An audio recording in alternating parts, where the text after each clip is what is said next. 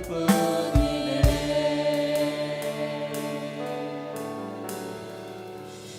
아멘. 우리에게는 오직 예수 그리스도 한 분밖에 또 우리에게 만족함이 없는 줄로 믿습니다. 우리 자우 인사 나누겠습니다. 한 해도 수고 많이 하셨습니다. 주님의 이름으로 사랑하고 환영하고 축복합니다.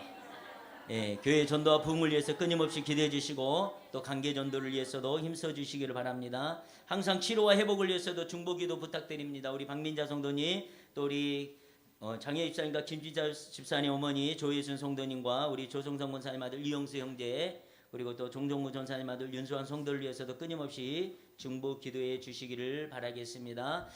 오늘 이렇게 23년 마지막 또 이렇게 주일 예배로 또 한 해 동안 지켜주시고 보여주신 하나님 앞에도 감사드리고, 또 오늘 저녁 송구 영신 예배가 저녁 10시에 있습니다. 마지막 한 해를 또 아름답게 또 기도하면서 마무리할 수 있는 시간들이 되시기를 바라겠습니다. 우리 같이 금주 성경 말씀 암송 요한복음 14장 21절 말씀 우리 다 같이 한 목소리로 합독하시겠습니다. 나의 계명을 지키는 자라야 나를 사랑하는 자라. 나를 사랑하는 자는 내 아버지께서 그를 사랑하시고 나도 그를 사랑하여 그에게 나를 나타내리라. 아멘. 귀한 말씀 붙잡고 늘 승리하시고 이 시간도 목사님 말씀을 통해 큰 은혜 받으시기를 바라겠습니다. 오늘 하나님 주신 말씀은 신명기 8장 1절에서 3절까지 말씀입니다. 신명기 8장 1절에서 3절까지 제가 가진 성경은 구약성경 273페이지에 기록되어 있습니다. 구약성경 273페이지에 기록된 신명기 8장 1절에서부터 3절까지 말씀입니다.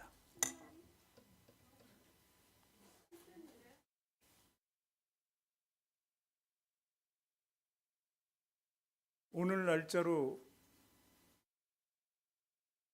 PPT 잘못 받은 거 아닌가?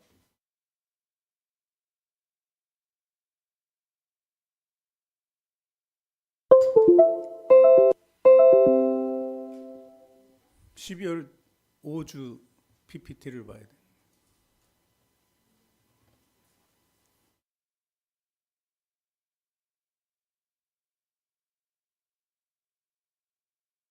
신명기 8장 1절에서 3절까지예요. 네, 이제 나왔습니다. PPT가 잘못돼가지고 아마 우리 같이 읽을까요? 8장 1절부터 3절까지 말씀. 내가 오늘 명하는 모든 명령을 너희는 지켜 행하라. 그리하면 너희가 살고 번성하고 여호와께서 너희의 조상들에게 맹세하신 땅에 들어가서 그것을 차지하리라. 내 하나님 여호와께서 이 40년 동안에 내게 광야길을 걷게 한 것을 기억하라. 이는 너를 낮추시며 너를 시험하사 네 마음이 어떠한지 그 명령을 지키는지 지키지 않는지 알려 하심이라. 너를 낮추시며 너를 줄이게 하시며 또 너도 알지 못하여 내 조상들도 알지 못하던 만나를 너에게 먹인 것은 사람이 떡으로만 사는 것이 아니요 여호와 입에서 나오는 모든 말씀으로 사는 줄을 내가 알게 하려 하심이니라. 아멘. 두 손을 가슴 얹고 저를 따라 고백하시기 바랍니다. 하나님께서는 나를 사랑하십니다. 하나님께서는 나를 존귀하게 여기십니다. 하나님께서는 나를 축복하십니다. 하나님께서는 내 문제를 해결해 주십니다. 믿음의 고백이 되셨습니까? 아멘. 오늘 광고 말씀 중에 오늘 송구영신 예배가 10시라고 했는데 10시가 아니고 11시로 하겠습니다. 11시로. 항상 그렇게 드렸죠? 11시쯤에. 예, 그렇게 하시고 좀 착오 없으시기를 좀 부탁드리도록 하겠습니다. 그래야지 예배 끝나고 12시 넘기면서 집에 간 줄 그렇게 됐으니까요. 오늘은 2023년 광야를 지나며라는 제목으로 은혜를 나눌까 합니다. 2023년이 이제 몇 시간 남지도 않았습니다. 2023년을 여러분들은 어떻게 살아갔을까요?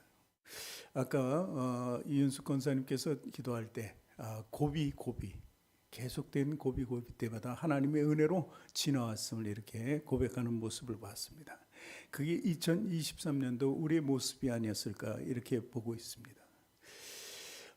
여러분 톨스토이를 아시죠? 톨스토이 인생론에 보면은 이런 예화가 나옵니다.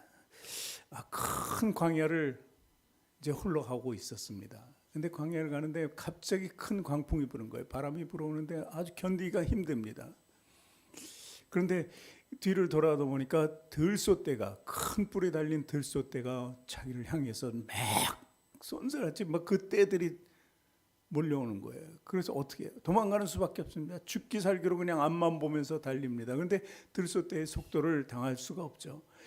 그래서 점점 더 가까이 오는데 마침 앞에 보니까 마른 우물이 하나 있는 거예요. 그래서 그냥 생각 없이 마른 우물로 뛰어들었습니다. 그래야 피할 수 있었으니까요. 근데 마른 우물에 뛰어들었는데 들어가서 딱 어딘가 걸렸어요. 걸렸는데 나뭇가지에 딱 걸렸어요. 나뭇가지에 걸려서 이렇게 그래도 살았구나 하면서 이렇게 보니까 아래는 독사들이 또 우글우글하고 있는 거예요. 마른 땅에. 그러니까 안 걸렸으면 또 죽었을겠죠. 그러면서 또 한숨을 탁 내쉬는데 보니까 나뭇가지 끝에 보니까 거기에 보니까 쥐들이, 새양쥐들이 그 갉아먹고 있어요. 그 계속 갉으면 어떻게 됐어요? 나뭇가지는 부러지겠죠. 이러한 위험 속에 빠져 있습니다. 그것을 인생에 비교하고 있습니다. 그런데 이 사람이 가만히 보니까 그 나무 끝에 보니까 나무 잎들이 쭉 있는데 그 나무 잎에 보니까 꿀벌들이 거기다가 꿀을 이렇게 좀 저장을 해놓은 거예요. 자기네들 왔다 갔다 하면서. 그러니까 야, 여기 꿀이다. 그러면서 꿀을 핥으면서 먹는 거예요. 그래서 그 먹는 동안 잊어버린 거예요. 자기 위험도. 그 달콤함에 자기 지금 처지를 잃어버렸다는 거예요. 그것이 바로 우리 인생론이라는 거예요. 우리가 광야를 살아가고 있습니다. 이 세상을 광야라고 하죠. 성도들에게 이 땅은 광야입니다. 세상이라고도 이렇게 얘기하죠. 근데 믿음을 지키면서 사는 사람들에게만 광야예요. 그냥 다른 사람들은 광야인지도 몰라요. 그냥 세상 속에 잠시 즐거울 때도 있고 슬플 때도 있고 기쁠 때, 그게 자기의 운명이거니 하고 살아가는 것이 불신자들의 모습이죠. 근데 우리는 믿음을 가지고 천국을 소망하면서 나가기 때문에 이 세상과 늘 싸워야 돼요. 그렇기 때문에 우리는 그 세상을 광야라고 이렇게 부르고, 이 광야라는 말은 출애굽한 이스라엘 백성들을 통해서 우리에게 전해진 것입니다. 오늘도 우리가 광야의 삶을 살고 한 해 동안 살아왔어요. 또 그렇다고 해서 내년에 달라질 것도 없는 것이 바로 우리의 인생일 수도 있습니다. 근데 광야의 목적이 있잖아요. 쉬운 예로 학생들이 공부하잖아요. 너무 힘들어요. 공부하는 것도 힘들고. 그런데 그거 왜 합니까? 자기는 그럴 거예요. 내 인생에 왜 공부하는 게 있어서 나를 이처 광야처럼 내몰지. 늘 공부하는 것이 광야 같아요. 그러나 그 광야를 통해서 학생들은 점점 더 성장해가고, 그리고 좋은 인재로서 나중에 될 수 있는 것이죠. 그렇듯이 우리도 광야의 삶을 통해서 뭔가 하나님과의 관계에서 구할 것이 있다. 그리고 우리가 얻을 것이 있다. 시험과 연단을 통해서 우리는 반드시 어떻게 욥 말대로 순금같이 될 수 있기도 하다는 것입니다. 어쨌든 광야로 나가기 위해서 첫 번째 조건이 있었는데 그것은 바로 홍해를 건너는 일이었습니다. 출애굽에서 이스라엘 백성들이 광야로 나가기 위해서 한 행동, 자기가 원해서 한 것도 아니에요.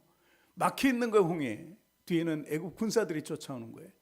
그랬을 때 다 죽을 수밖에 없었는데 하나님의 홍해를 가르시고 살 길을 열어주신 것입니다. 그것을 구원의 예표라고 하잖아요. 그래서 이스라엘 백성들은 참 구원이다. 그래서 오늘날 많은 사람들은 그것을 침례다. 우리들이 정말 믿음의 반열로 들어가기 위해서 행하는 행위 중에 하나 침례다. 침례는 구원을 위한 의식이다. 이렇게 보는 것이죠. 그래서 이제 그 침례의 장소를, 홍해를 떠나서 이제 광야에 맞닥뜨리게 되는 것입니다. 그것이 바로 40년, 광야 40년. 이스라엘 백성들이 가네아 바데스에 이제 거의 갔을 때, 거기 가네아 바데스도 거기서 38년을 있는 그런 모습도 우리는 성경을 통해서 볼 수 있습니다. 광야는 어떤 곳입니까? 물과 음식, 추위와 더위. 물과 음식이 있다는 게 아니에요. 없는 곳이에요. 제대로. 그리고 추위와 더위, 그리고 전갈, 그리고 다른 민족을 만나면은 또 전쟁을 할 수밖에 없는 그런 곳이 바로 위험의 요소가 있는 것이 광야라는 것입니다. 그런데 하나님께서는 그 광야를 왜 만드시 글로 내몰았을까 하는 거예요. 그것은 바로 하나님이 전적으로 하나님 백성들을 보호한다는 거예요. 그리고 인도해 주신다는 것이죠. 그것을 알게 하는 거예요. 광야로 나갔을 땐 그거 전혀 모르고 하나님은 원망하고 불평했지만 결국은 하나님의 보호하심과 인도하심을 알게 하는 거예요. 그리고 그 안에서 그들은 순종하는 법을 배워야 됐고, 그리고 그 안에서 떡으로만 사는 것이 아니라 하나님 말씀대로 살아야 한다는 것을 알게 하는 것입니다. 그렇게 하나님께 전적으로 나가기 위해서는 자기 자신 낮출 필요가 있는 거예요. 오늘 말씀에도 낮춰야 된다고 얘기합니다. 그래야만 광야의 자리에서도 계속되는 성화된 삶을 살 수 있고, 그리고 새 사람으로 거듭날 수 있는 그런 기회가 계속 주어지는 것입니다. 하나님 백성들 반드시 고난을 통해서 낮아져야 된다. 그래서 정말 세수도 마음대로 할 수 없고, 정말 애굽에서는 가끔 맛있는 음식도 먹었는데 먹을 수도 없고, 그리고 잠자리라는 건 정말 불편했겠죠. 집이 없는 상태였으니까 장막이겠죠. 모래바람 속에서 하나님이 서라면 서고 가라면 가는 그런 삶이 바로 광야의 삶, 이스라엘 백성들의 삶이었다는 것입니다. 그것이 바로 이스라엘 백성뿐만이 아니라 우리 믿음의 성도들이 모두 그 삶을 가지고 있다는 것입니다. 왜 서라면 서고 가라면 가라야 되나? 그대로 명령을 따라야 되나? 그것은 바로 내 중심의 삶이 아니고 전적으로 모든 것이 하나님 중심의 삶이라는 것을 가르쳐주기 위한 거예요. 철저하게 그것을 깨달아야 된다는 거예요. 정말 내 마음대로 될 수 없는 것은 뭐예요? 내 욕망의 자유를 아주 차단시켜버리는 거예요. 광야는 그런 것이에요. 내 욕망을 차단시키는 거예요. 우리가 세상을 살아가는데 할 수 없는 것들이 많잖아요. 해서는 안 되는 것들이 많잖아요. 그것은 내 욕망 때문에 해야 되고 하려고 하는 것이죠. 그런 시도를 할 수 없도록 만드는 게 그것이 바로 철저한 욕망의 억압이라는 것입니다. 그런데 그것이 이스라엘 백성들에게는 큰 축복이라는 것입니다. 왜냐하면 철저하게 자기를 버리고 낮아질 수밖에 없었기 때문에, 그러면 이제 바라볼 수 있는 것은 무엇입니까? 하나님밖에 바라볼 것이 없어요. 하나님만 바라보게. 그러니까 하나님이 원하신 것이 바로 이거예요. 하나님 중심의 삶을 살고 하나님 바라보게 했다는 거예요. 하나님만을 의지하면서 살기를 원했던 것입니다. 그래서 교만을 깨트리고 낮춰지는 그런 훈련을 할 수밖에 없는 것이 바로 내 능력을 버리라는 거예요. 하나님의 능력 가운데 나가라는 것이죠. 내 능력이 왜 생기는 걸까요? 그것은 마귀의 본질이에요. 마귀가 자꾸 너는 능력 있어, 네 마음대로 해야 되고 네가 하고 싶은 대로 하라고 자꾸 권유하는 것입니다. 그러면서 어떻게 만들어요? 자꾸 교만하게 만드는 거예요. 교만하게. 쥐뿔도 없으면서 교만만 가지고 있는 그런 행태가 된다는 것이죠. 그러니까 하나님은 진노하시는 거예요. 그런 사람을 향해서 진노하는 거예요. 루시퍼가 하나님과 맞닿아서 싸우려고 하다가 쫓겨난 것 아닙니까? 그러면서도 계속 사단은 역사하는 거예요. 하나님과 계속 어떻게든 해보려고 한다는 것이죠. 그래서 하나님이 미워하는 것이 사단이라면 하나님이 미워하는 것이 바로 낮추지 않고 교만해져가는 모습이라는 것을 분명히 알아야 돼요. 교만은 누가 줘요? 사단이 주는 거예요. 잠언서 16장 5절 말씀 우리 읽어보겠습니다. 잠언서 16장 5절입니다. 무릇 마음이 교만한 자를 여호와께서 미워하시나니 피차 손을 잡을지라도 벌을 면치 못하리라. 오늘 제가 읽어야 돼. 이제 나오네. 다시 한번 읽어볼게요. 16장 5절. 무릇 마음이 교만한 자를 여호와께서 미워하시나니 피차 손을 잡을지라도 벌을 면치 못하리라. 왜 교만한 자를 미워하나? 사단이 미워하는 거예요. 그 마음, 그 사람을 미워하는 것보다는 그 안에 들어있는 사단을 미워하는 것입니다. 그리고 잠언서 16장 18절. 결국 어떻게 돼? 교만은 패망의 선봉이요 그만한 마음은 넘어짐의 앞잡이니라라고 이렇게 기록하고 있는 것입니다. 철저하게 광야는 교만을 무너뜨립니다. 사실 우리가 광야에서 연단받고 있다는 것을 생각한다면 우리는 그 방법을 해결점을 찾아야 돼요. 하나님께로 나가는 점을 찾아야 되는데, 그 당시에 그 이스라엘 백성들은 하나님께 나가기를 원해서 그 문제를 해결하려고 했지만, 우리는 지금 십자가 앞에서 예수 그리스도를 향해 나갈 수 있어야 돼요. 그것이 바로 교만을 무너뜨린 거예요. 예수님께서는 죽기까지 낮아지셨습니다. 죽기까지 복종하셨어요. 죽음을 두고 복종하고 낮아진다는 건 있을 수 없는 일이에요, 보통 사람들은. 그런데 예수님께서는 그 일을 행하셨단 말이에요. 우리 구원을 이루기 위해서. 그렇기 때문에 우리가 교만할 때 낮아지는 모습이 내 스스로가 되지 않는다면 주님 발 앞에 나가야 돼요. 그래서 우리가 어떤 잘못된 그릇으로 파생되었다면 그것을 다시 진흙과 같은 관계로 다 무너뜨려야 돼요. 다시 부수고 다시 만들어야 돼요. 그래야지만 새로운 모습으로 다시 나타난다는 거예요. 그러니까 날마다 깨어지고 부숴야 된다는 것이 바로 우리의 광야 훈련이라는 것입니다. 잠언서 15장 33절에 보니까 반대로 겸손은 어떤 거라고요? 존귀의 앞잡이니라. 이렇게 대비해서 말씀을 주시고 있습니다. 그래서 이러한 진리를 교만은 패망이고 그리고 겸손은 존귀라는 것을 알 수 있을 때 우리는 지혜로운 성도가 되는 것입니다. 그것이 바로 하나님께서 원하시는 거예요. 그래서 광야에서 잘 적응하고 대처해 나가는 슬기로운 성도가 되려면은 바로 이런 말씀 속에 우리가 살아야 된다는 것을 의미합니다. 광야하면은 사실 우리가 출애굽의 광야보다 먼저 된 것이 바로 믿음의 조상 아브라함의 광야예요. 아브라함이 시초란 말이죠. 하나님께서 말씀하셨어요. 너는 너의 고향과 친척 아비집을 떠나서 내게 보여줄 땅으로 가라. 어디라고 정확하게 얘기는 안 하신 것 같아요. 근데 나아갈 바를 어디로 갈지 알지 못하고 그냥 순종하며 나갔다는 거예요. 그 나간 곳이 어디예요? 자기 집, 본토, 친척 떠나면 어디로 가야 돼요? 광야로 나가는 삶이에요. 그 당시는 그 광야라는 것입니다.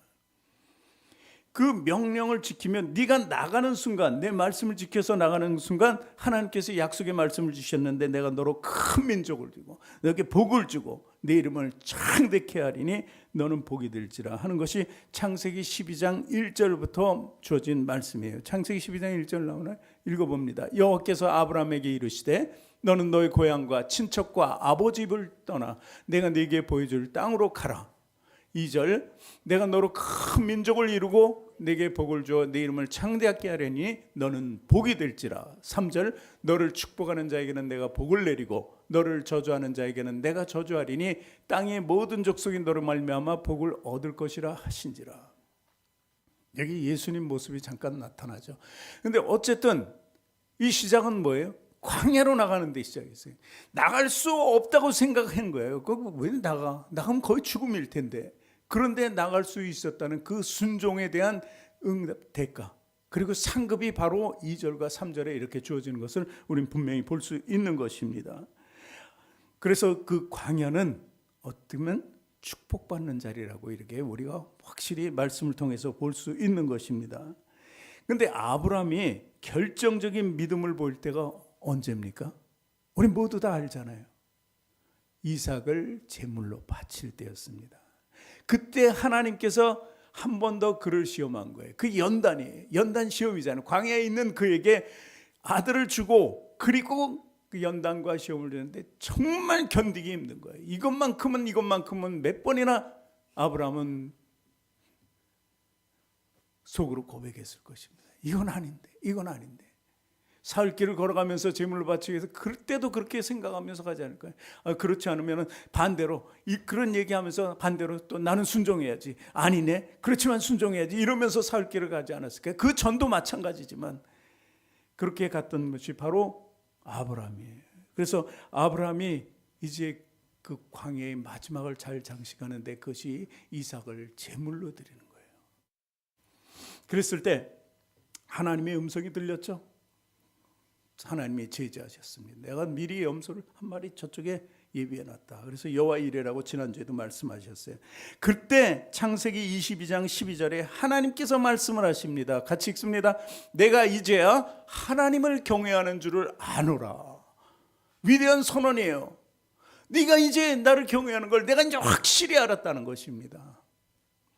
그리고 처음에 창세기 12장 1, 2, 3절 광야로 나갈 때 그 축복에 대한 대가를 다시 한번 그에게 말씀을 주시는데 창세기 22장 16절부터 12장에 주어진 그 축복, 그 상급을 22장 16절에 완벽하게 다시 주어집니다. 같이 읽습니다. 이르시되 여호와께서 이르시기를 내가 나를 가리켜 맹세하노리. 하나님 스스로 맹세한다. 그죠? 그러면서 내가 이같이 행하여 네 아들 네 독자주 아끼지 아니하였은즉 17절 내가 내게 큰 복을 주고 내 씨가 크게 번성하여 하늘의 별과 같고 바닷가의 모래와 같게 하리니 내 씨가 그 대적의 성문을 차지하리라. 18절 말씀, 또 내 씨로 말미암아 천하 만민이 복을 얻으리니 이는 내가 나의 말을 준행하였습니다 하셨던 두 가지 축복이에요. 아브라함의 민족의 축복이고 모든 인류의 축복이에요.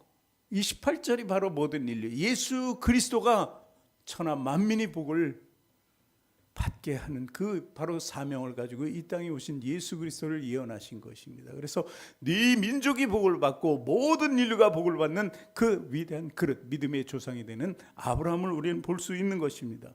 이것이 광야에서 시작됐다는 것입니다. 광야로 나가면서 시작된다는 것을 분명히 보여주는 것입니다. 그리고 출애굽한 그 당시에는 주인공이 누구였어요? 모세였습니다. 모세도 어때요? 그 자기의 시작을 어떻게 했습니까? 광야로 시작했어요. 나중에 이스라엘 백성들하고 40년 광야가 아니라 그 전에 이미 40년 광야 생활을 할 수 있도록 하나님께서 훈련시켰다는 것입니다. 바로 왕의 궁전에서 정말 귀하게 자랐을 때, 왕처럼 왕자처럼 자랐을 때 그 자기의 잘못된 범죄로 인해서 추방당하잖아요. 그랬을 때 광야 40년을 나가서 사는 거예요. 그러니까 미리 광야 40년을 어떻게 섭렵한 거예요. 아, 광야는 이런 곳이구나.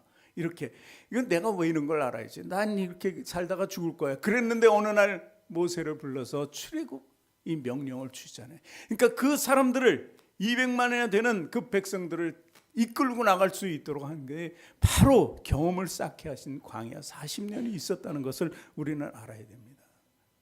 이 성경적으로는 잘 모르는 사람이 많지만 그 40년이 그래서 필요했다는 것입니다. 그래서 위대한 사명을 감당했던 우리 모세도 볼 수 있는 것입니다. 그런가 하면은 다윗도 마찬가지예요.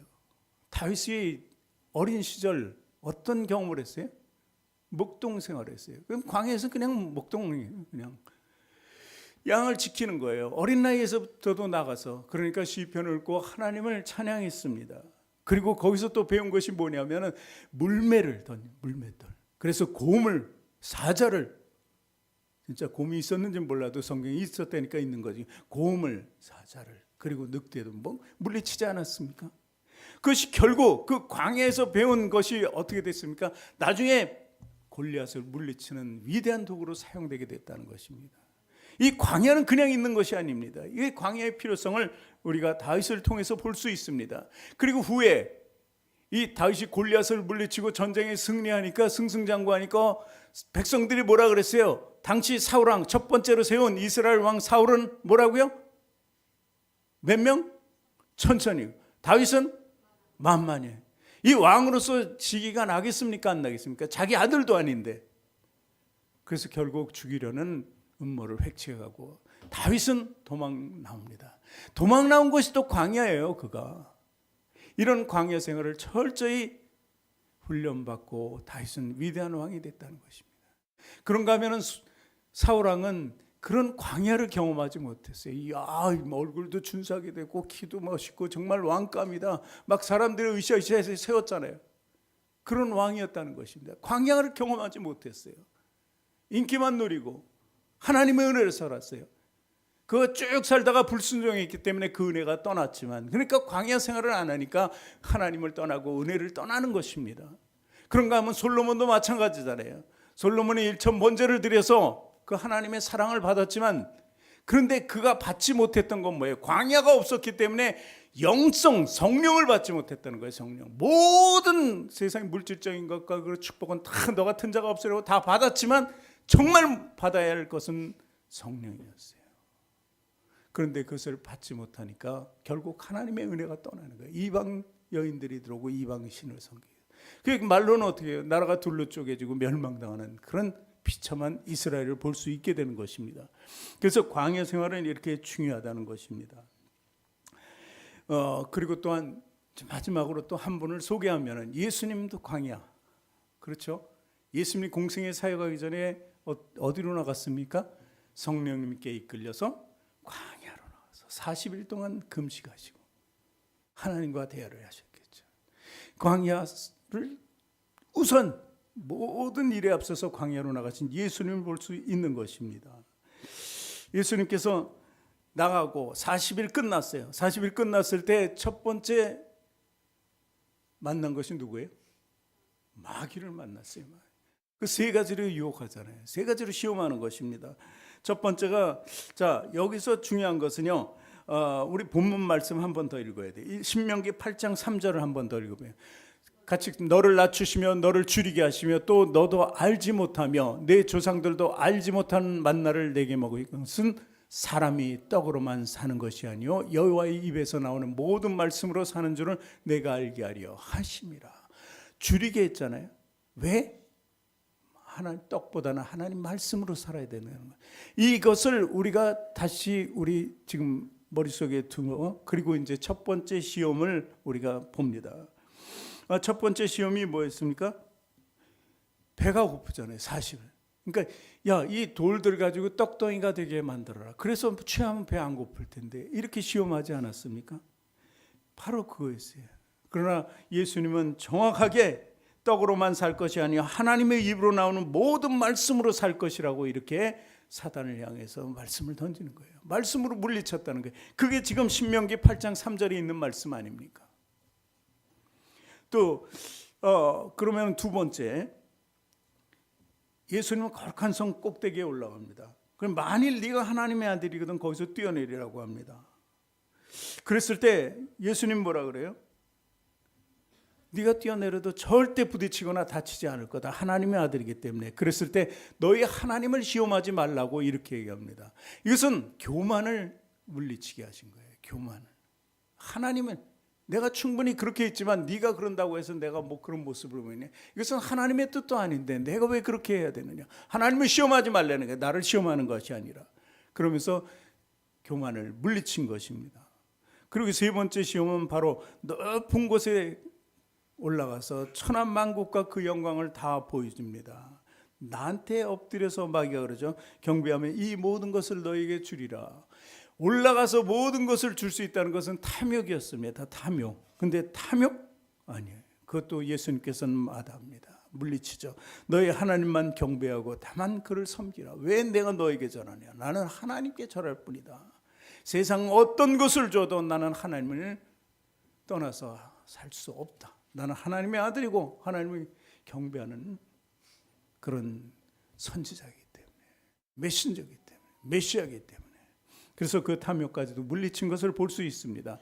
그리고 나서 더 중요한 것은 이제 공생의 사역이 쭉 되는데, 이때부터 이에 마귀는 예수를 떠나고 천사들이 나와서 수종드리니라. 이렇게 말씀이 이어집니다. 이제 하나님의 성령이 완전히 임한 것이죠. 그리고 공생의 사역이 되는데, 그때부터 공생의 사역 동안 계속해서 예수님은 죽음의 위기 속에서 계속 살아갑니다. 당시에 이스라엘을 다스리는 사람들이 누구였습니까? 공회, 제사장, 바리새인, 서기관, 사두개, 모든 이 사람들이 예수를 죽이려는 근엄한 획책하고 있었습니다. 결국 그들은 성공했습니다. 백성들의 입을 동원해서 십자가에 예수님을 못 박으라고 이렇게 얘기했죠. 그것이 성공이었습니다. 그러나 예수님께서는 그 공생의 사역 기간 동안에 계속 광야했던 것입니다. 정말 고난과 고비, 하나님의 뜻대로 사역을 했지만 그 돌아온 것은 그것이 아니에요. 결국 돌아온 것이 십자가의 형벌이었다는 것입니다. 그게 엄청난 광야 아닙니까? 그런데 그 모든 것을 이루시고 상급을 받아요. 그분도 예수님이 상급을 받는 것은 부활과 승천의 모습을 모든 이에게 알려주는 것입니다. 그래서 이 광야는 위대한 산물을 낳는 것입니다. 그렇기 때문에 우리가 광야를 두려워할 필요 없습니다. 광야의 고비 때마다 하나님께 의지하고 하나님 중심적인 삶을 내보이시기를 주님의 이름으로 부탁드립니다. 여러분, 독수리가 집을 짓는 방법을 누군가 소개를 했더라고요. 그래서 집을 짓는데 처음에 보면은 가시나무, 막 날카로운 돌로 기반을 잡아요. 밑에를. 그리고 나서 그 위에다 푹신푹신한 깃털이나 나뭇가지, 나뭇잎 이런 걸로 부드럽게 해서 밑을 쌓습니다. 그리고 거기다 알을 낳아요. 그러면 새끼가 부화하죠. 그럼 편안한 곳에서 자랍니다. 그리고 자라는 동안에 혹시 떨어지면 떨어질까 보고, 떨어지면 혹시 잡아서 다시 넣어주고, 이렇게 해서 계속 보호를 해줍니다. 그런데 이제 크면 더 이상 크면은 이제 날아가야 될 거 아니에요. 계속 거기 있을 수는 없잖아요. 날개도 생기고 날개짓 하면서 날아야 되는데 그때 스스로 날아야 되는데 대체로 날질 않아요. 왜냐하면 계속 거기서 어미가 주는 밥만 먹고 살았기 때문에 날 필요가 없었죠. 그런 습성이 몸에 밴 거예요. 그렇기 때문에 그때는 이제 집을 왜 그렇게 지었을까 하는 것을 우리가 이해할 수 있는데 바로 그 집을 자꾸 흔들어요. 안 나르니까. 흔들면 어떻게 돼요? 폭신폭신한 건들이 전부 없어지고 처음에 기초했던 게 뭐예요? 가시와 그리고 돌멩이였다는 거예요. 그러면 결국 못 견디고 뛰어내릴 수밖에 없어요. 그러면서 이제 독수리는 새로운 날개짓하는 독수리가 된다는 것입니다. 이런 고난을 통해서 날 수 있게 된다는 거예요. 그래요. 우리도 고난을 통해서 날 수 있고 그리고 더 높은 곳으로 향해서 나갈 수 있게 된다는 것입니다. 그것이 바로 광야인 것을 믿으시기 바랍니다. 여러분 2023년 광야를 지나며 광야의 의미는 과연 무엇일까? 광야는 히브리 말로 미드바르라고 합니다. 다바르라는 얘기가 합니다. 이것은 홀로 있다는 것입니다. 외롭고 적막한 곳에 있다는 것이 바로 그런 뜻이에요. 광야가 그렇지 않습니까? 근데 왜 외롭고 적막한 곳에 있어야 될까요? 그럴수록 하나님의 음성은 더 크게 들린다는 거예요. 그래서 순전히 하나님의 음성을 듣고 그 말씀대로 순종하며 살아가야 되는 그것이 바로 광야라는 것입니다. 여러분 2023년 살아왔죠. 우리가 살아온 동안에 필요한 것, 앞으로 살아갈 동안에 필요한 것이 무엇입니까? 가장 사람에게 중요한 게 필요한 게 뭐예요? 삶을 위해서 세 가지죠. 마디가는 세 가지고 세 글자예요. 의식주 아니에요. 의식주. 그거를 잘 어떻게든 누리기 위해서 살아가는 거예요. 의는 입는 옷이잖아요. 옷. 참 우리가 입는 옷. 대한민국이 어떤 나라예요? 사철이 있는 나라예요. 그러니까 옷을 늘 준비해야 돼요. 봄이 되면 여름 준비하고 여름 되면 가을 준비하고 가을 되면 겨울 준비하고 이 옷이 다른 나라처럼 제가 미국에 있을 때는요 반바지 입으면 일주일 이주일 입어요. 그냥 티셔츠하고 때도 없어요 캘리포니아에. 그러니까 옷에 대해서 신경을 전혀 안 씁니다. 어딜 가도 그렇게 입고 다녀요. 주일만 예배 드리니까 이제 양복을 입지만 그 외에는 뭐 쇼핑을 하러 가든 어딜 가든 전부 그렇게 다니니까 그런 줄 알아요. 근데 우리나라는 그렇지 않습니다. 문만 열고 나와도 화장 잘해야 되고 옷을 이쁘게 입어야 돼요. 이게 우리나라예요. 사철 옷을 입잖아요. 그것도 어때요? 명품을 좀 입어야 돼요. 명품을. 안 되면 짝퉁이라도 입잖아요. 이게 바로 의예요. 근데 그는 모든 것이 왜 필요합니까? 광야를 산 사람들에게 그게 필요한 것이 아니에요. 흰 세마포가 필요해요. 의의 옷이 필요하다는 것입니다. 광야를 살아가는 진정한 목적은 바로 의의 옷을 입기 위해서라는 것입니다. 그 바로 예수 그리스도를 믿음으로 입는 옷을 얘기하는 것입니다. 그래서 에베소서 4장 22절부터 읽습니다. 너희는 육의 욕심을 따라 썩어져가는 구습을 따른 옛사람을 벗어버리고 오직 너희의 심령이 새롭게 되어 하나님을 따라 의와 진리의 거룩함으로 주심을 받은 새 사람을 입으라는 겁니다. 우리에게 필요한 옷이 무엇입니까? 바로 새 사람이에요. 흰 세마포를, 계시록에는 흰 세마포를 입은 자들이 하나님을 찬양하는 사람들이 바로 그런 사람들이라는 것입니다. 그럼 먹을 것도 마찬가지입니다. 먹을 것이 굉장히 큰 유혹이에요. 선진국 미국에는 거의 어디 이제 그 디즈니랜드 이런 데 가잖아요. 휠체어 탄 사람 엄청 많아요. 살이 이래가지고 걸을 수가 없어요. 이렇게 보면은 서양 사람들이 이쁘고 멋있는 것 같죠. 그건 영화에서나 나오지. 가봐요. 반 이상은 다 뚱뚱해요. 거기다 뚱뚱한 데다 먹을 것만 들고 다녀요. 큰 걸로 다. 그게 바로 먹을 것에 대한 유혹 아닙니까? 그런데 그 유혹을 뿌리쳐야지 살이 안 찌고 병도 안 생기는 것처럼 우리 중요한 것은 바로 쌓지 말래요. 먹을 것을 위해서 탐욕적인 삶을 살지 말라는 거예요. 누가복음 12장 19절 20절 우리 또 봅니다. 누가복음 12장 19절 또 내가 내 영혼에게 이르되 영혼아 여러 해 쓸 물건을 많이 쌓아뒀으니 평안히 쉬고 먹고 마시고 즐거워하자 하리라 하되 20절에 하나님이 이르시되 어리석은 자여 오늘 밤에 네 영혼을 도로 찾으리니 그러면 네 준비한 것이 누구의 것이 되겠느냐 하셨으니 쓸모없는 것에 광야 속에서 그것을 추구하며 살지 말라는 거예요. 오직 필요한 곳에 내 마음을 두는 것입니다. 그래서 훈련과 연단을 통해서 탐욕을 버릴 수 있어야 된다는 거예요. 광야는 탐욕을 부리려도 사실 부릴 수가 없는 것이에요. 그런데 우리는 세상에서 그것을 너무 광야에서 찾으려고 한다는 것이죠. 그리고 마지막 주죠. 집, 거주하는 집. 집에 모양새가 여러 가지 있죠. 월세도 있고 전세도 있고 산 사람도 있고. 그런데 그건 이 땅의 것입니다. 이 땅의 것. 죽으면은 내 것 하나도 없습니다. 아무것도 없어요. 정말 옷도 그렇잖아요. 죽을 때 수의 한 벌만 입고 죽는다 그러는데 그것도 태워지고 땅에 묻히면 썩는 것처럼 이 집도 마찬가지입니다. 그 우리는 지금 사람에게 임대를 받고 사람에게 사고 사람 그 산 것 때문에 대출을 받고 막 이렇게 살지만 결국은 이게 다 하나님 것이에요. 하나님이 우리에 통해서 임대해 주신 것입니다. 이 땅은 농사를 짓고 경작을 하고 내가 사업을 하고 직장을 다니고 이게 하나님이 다 우리에게 이 땅에 필요하니까 잠시 준 것이지 죽으면 아무것도 아니에요. 그래서 예수님께서 지금 무슨 일을 하고 계세요? 참된 집을 예비하고 계시다는 거예요. 내가 너를 위하여 집을 예비하고 있다 하지 않으셨습니까? 여러분, 세상 큰 무엇보다도 더 큰 상급, 이 광야를 통해서 받으시기 바랍니다. 그 진정한 상급이 무엇인지를 깨달으시기 바랍니다. 그러면 여러분의 삶의 목적을 확실히 정할 수 있게 된다는 것입니다. 천하보다 귀한 것이 무엇입니까? 내 영혼입니다. 다른 사람들 영혼도 중요하지만 저 욕심만 부린다면 내 영혼이 가장 중요하다는 것을 믿으시기 바랍니다. 그러므로 2023년 광야를 지나며 한 해 주님의 은혜로 믿음을 지켜 잘 살아온 것을 주님께 감사하는 저와 여러분이 되길 주님의 이름으로 축원합니다. 기도하겠습니다. 하나님 감사합니다. 아버지 하나님, 2023년 우리 모든 것을 지켜주심을 감사드립니다. 특별히 이 자리에 우리가 있는 것은 하나님께서 모든 것을 지켜주고 특별히 강건함을 지켜주셔서 우리 건강한 몸으로 하나님께 예배드릴 수 있는 것입니다. 하나님, 우리 가정도 지켜주시고 그리고 우리 사업도 직장도 지켜주시고 모든 것 지켜주신 것 감사합니다.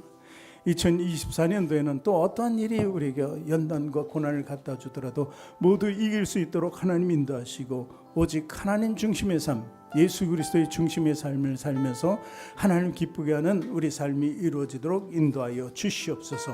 감사드리며 예수님 이름으로 기도합니다. 아멘. 우리 먼저 그 나라와 의를 구하라. 우리 찬양합니다.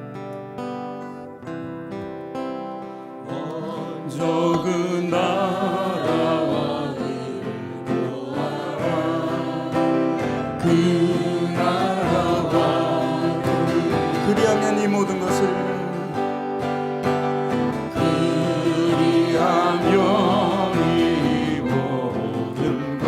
너희에게 더하시리라. 너희에게 더하시리라.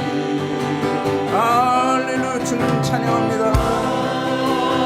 할렐루야.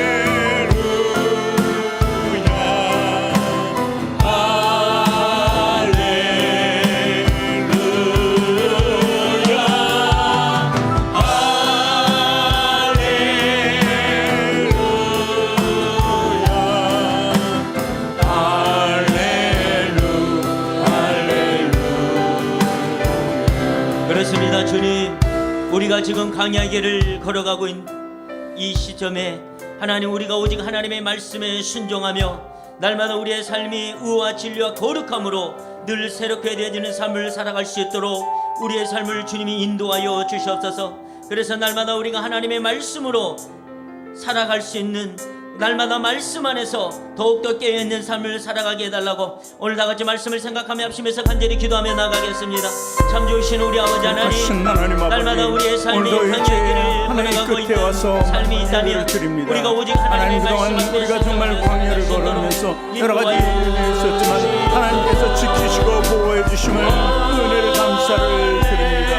우리가 정말로 하나님 나라를 먼저 구했는지, 아버지 하나님, 사람이 떡으로만 그 떡을 구했는지 하나님, 우리를 다시 한번 돌아볼 수 있도록 하나님 인도하여 주셔서 이제는 그 나라와 그 일을 구하고 이제는 하나님의 말씀을 구하는 우리가 되게 하여 주셔서 진정한 광야의 목적을 깨닫고 하나님께 나갈 수 있도록 인도하여 주시옵소서.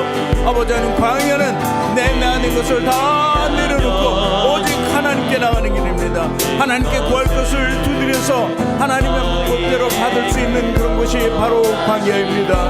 우리가 아무리 어렵고 힘들어도 하나님께서는 그 광야의 길을 내주시고 광야의 물을 내시고 광야에서 만나와 주라기를 허락하신 분입니다. 그것을 믿음을 고백하며 따라가게 하여 주시옵소서. 나의 나된 것을 버리게 하여 주시고 아버지, 나의 모든 교만을 버리게 모든 겸손함과 낮아짐으로 하나님 몸에 나갈 수 있도록 하나님 역사하여 주시길 원합니다. 아버지, 예수 그리스도의 피값으로 우리는 살게 되었습니다. 여기 구원을 받은 우리들에게 하나님께 나갈 수 있도록 인도하여 주시옵소서.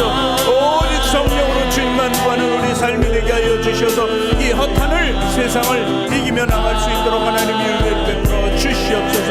연행합니다. 겸손합니다. 그 모습으로 오직 주님께 나아가는 우리들이 될 수 있도록 하나님 역사하여 주시옵소서. 오직 주님 구합니다. 주님. 할렐루야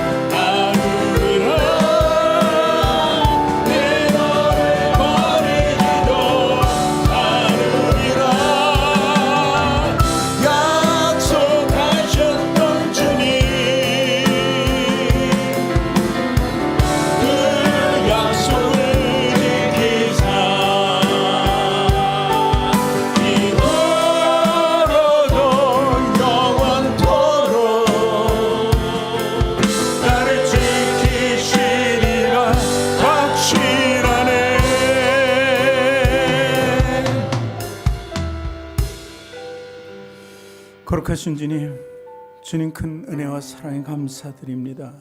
한 해 동안 지켜주시고 보호하여 주신 그 은혜 참으로 감사드립니다. 우리가 정말 하나님 말씀대로 살았는지, 먼저 그 나라와 의를 구했는지 이 시간 돌아봅니다. 우리가 떡으로만 살고 있었는지 않았는지, 우리의 삶을 위해서 세상과 타협하면서 살자는지 다시 한번 돌아봅니다. 하나님 많이 그랬거든 우리를 용서해 주시고 우리 다시 한번 거듭나게 깨끗게 하여 주시옵소서. 그래서 이해는 가지만 이제 계속되는 우리 삶 속에 오직 하나님만 드러내고 하나님 중심으로 살 수 있도록 하나님 인도하여 주시옵소서. 올 한 해 동안 강건함으로 지켜주신 하나님께 감사드립니다. 그러나 아직 몸이 회복지 않는 사람들, 병이 들어있는 사람들 하나님 다시 한번 굽어 살펴서 지켜보아여 주시옵소서. 저들이 병마가 떠나고 하나님이 살아계신 것을 모두가 깨달아 알 수 있도록 하여 주시옵시고, 그리고 그 기도가 하나님 향한 애타는 심정으로 나갈 수 있도록 인도하여 주셔서 야베스가 받은 축복도 받을 수 있도록 회복되게 도와주시옵소서. 또한 여러 가지 문제로 한 해 동안 정말 분투하며 싸우고 고난 중에서도 그것을 이기며 살아온 우리 성도들을 한 사람 한 사람을 만져주시고 격려해 주시고 사랑해 주시고 축복해 주시길 원합니다. 새로운 한 해는 더욱더 큰 믿음으로 모든 것을 회복할 수 있도록 하여 주시고, 어떤 환경 속에서도 승리할 수 있도록 인도하여 주시고, 어떤 사람의 문제도 다 해결될 수 있도록 인도하여 주시옵소서. 그래서 가족이 살아나고, 그리고 모든 주의 영들이 살아날 수 있는 위대한 축복의 사람이 될 수 있도록 하나님 인도하여 주시옵소서. 광야에 놀라운 상급이 있게 하여 주시길 원합니다. 그래서 모두 다 순금같이 하나님 앞에 나갈 수 있는 믿음을 허락하여 주시옵소서. 또한 아버지의 예물 드린 손길마다 하나님 함께하여 주시옵소서. 쓰는 곳마다 하나님 은혜가 나타나게 하여 주시옵시고, 부족하지 않도록 하나님 은혜 내려 주시옵소서.